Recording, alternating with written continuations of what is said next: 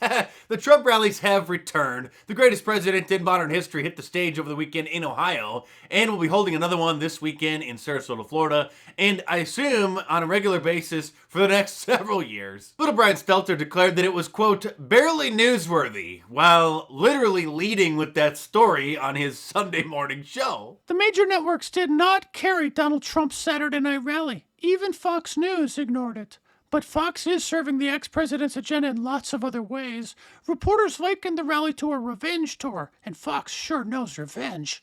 To understand why so many Republicans have abandoned democracy, to see why so many believe the big lie, to get why so many are trying to rewrite voting rules, you have to hear the poisonous propaganda that the GOP's activist base is listening to. So, that's what I did this week. I watched every episode of Sean Hannity's show, and I color-coded it. As you can see right here, I focused on his language, the insults, the phrases that he repeats every night.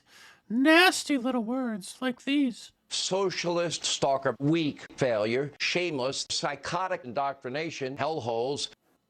And that's just the beginning. And since Little Brian has become a mockery in the entire news business, Mediaite, a website dedicated to covering the media, decided to have his back and ran this headline that CNN's Stelter slams Hannity for authoritarian and abusive language. The only thing that he slams is the refrigerator door when he realizes that somebody else ate all the leftovers.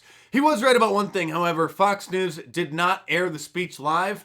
One American News and Newsmax did, and it was live streamed by Right Side Broadcasting and some other affiliates. And surprisingly, those videos haven't been censored by YouTube yet. Of course, he talked about the election in ways that Republicans aren't allowed to talk about elections anymore, and you may recall that earlier this year, his speech at CPAC was censored by YouTube for those same reasons. I guess probably only from the Right Side Broadcasting channel. Other local brand name affiliates also live streamed the speech, and those archives are still up. Those channels didn't face any terms of service violations like Right Side Broadcasting did because, as you know, the terms of service, no matter how ridiculous they are always selectively enforced. CNN sent their reporter Donnie O'Sullivan to the rally, who often goes there fishing for an embarrassing soundbite from a Trump supporter so that he can paint us all with the same broad brush. But this guy responded in a way that, well, everybody should. What's your name, sir? My name is Go Yourself. Christ. And are you from Ohio? No. That's right. And notice how he didn't have his CNN mic flag there. He's sort of working undercover. He doesn't want to give away that he's working for the fake news. And with the Trump rallies returning, Brian Stelter hasn't been this happy since Costco brought back the free samples once the lockdowns lifted. Because, well, other than snacking, complaining about President Trump is his only hobby. Look, the beginning of the Biden years is not the end of Trump's war on truth. The fractures, the fault lines of the Trump era are very much still with us. I'm talking about the mainstreaming of conspiracy thinking, the demonizing of others, the gaslighting that's going on. Trump himself can't tweet anymore, so he's not quite as visible, and lots of folks don't want to hear about him at all anymore. And his apologists say everyone should just move on and forget about his years of misconduct. But it's not over. It's not in the past.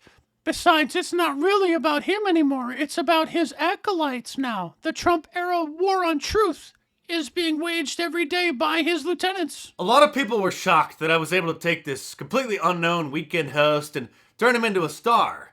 Well, if you could call becoming a laughingstock a star, but you get my point. But that's not the only thing that they're surprised about.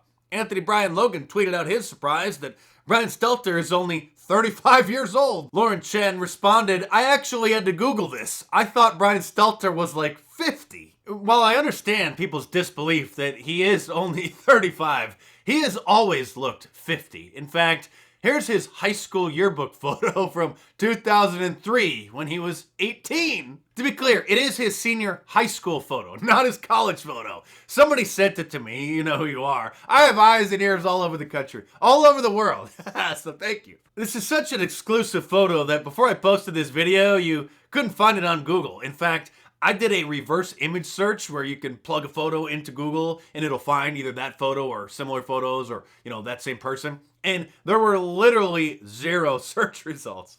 And since he wishes he was me, he also wrote a book last year and just released the revised edition of it and threw a big party with all of his CNN friends, but it didn't even sell 2,000 copies in the first week. It didn't make it into any bestseller list, not even the Amazon Top 100, not even the Amazon Top 1000. It currently sits at the rank of 5,537 on the Amazon bestseller list.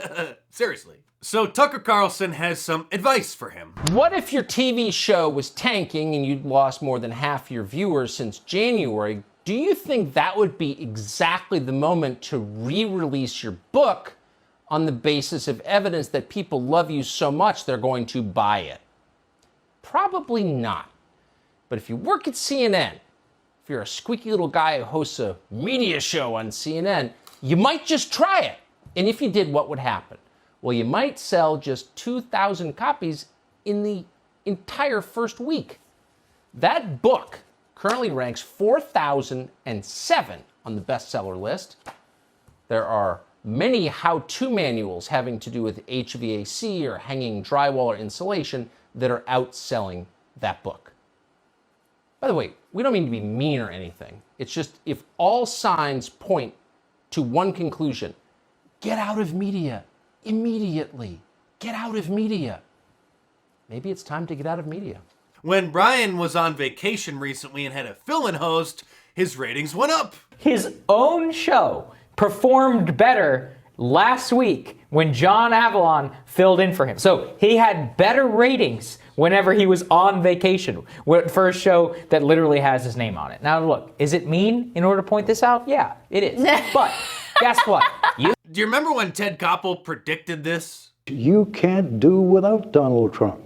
You would be lost without Donald Trump. Well, that is what he says. Ted, you know that's not true. CNN's ratings would be in the toilet without Donald Trump. You know that's not true. You're playing for laughs. In other news that'll probably get swept under the rug, old Joe bombed the border of Iraq and Syria over the weekend because there were supposedly Iranian-backed militants operating in the area, proving that he cares more about the borders of foreign countries than the border of our country. The good news is this weekend is 4th of July weekend, so be sure to look back and reflect on the incredible founding fathers and the freedoms that they secured for us in this great country. And there's never been a more important time to learn about them and to stand up for them. Get free shipping on any of my shirts this week by using the promo code 1776 at the checkout. In the United States, that is. Sorry, foreigners. So get yourself a 1776 shirt, an America First shirt, a Free Speech Zone shirt, or any of my awesome designs. So head on over to markdice.com or click the link in the description below, enter the promo code 1776 for free shipping in the US, and check them out.